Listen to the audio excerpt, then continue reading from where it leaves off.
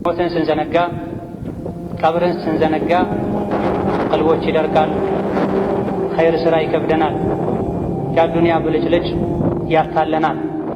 ነቢያችን ዓለይሂ ሰላቱ ወሰላም ምንም አይነት ዱንያ ላይ የሚያስፈራ የሚያስደነግጥን ነገር አይቼ አላቅም፣ ቀብር ከሱ የበለጠ የሚያስፈራና የሚያስደነግጥ ቢሆን እንጂ ብለዋል። ምድር ላይ ዱንያ ላይ ሊያስፈሩ፣ ሊያስደነግጡ፣ ሊያስጨንቁ ከሚችሉ ነገሮች ሁሉ የበለጠ አስፈሪና አስጨናቂ ነገር ቢኖር የቀብር ጉዳይ ነው። ከ40 በላይ የሆኑ የነቢዩ ዓለይሂ ሰላቱ ወሰላም ሰሓቦችም የቀብርን ጸጋና ስቃይ በተመለከተ ሐዲሶችን አስተላልፈዋል።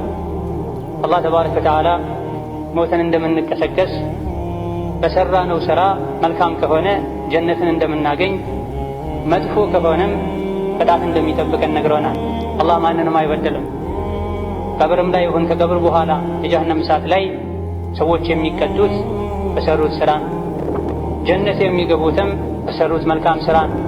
የሰው ልጆች ከአላህ ጋር ምንም አይነት ዝምድና የላቸው መልካም ሥራ እንጂ። ኸይርን የሠራ አላህን የፈራ በሙሉ የአላህ ወዳጅ ነው። አላህ ለሱ ቅርቡ ነው። ሸሪዓን የጣሰ ሥራው ወንጀል የሆነ ሰው ደግሞ የአላህ ጠላት ነው።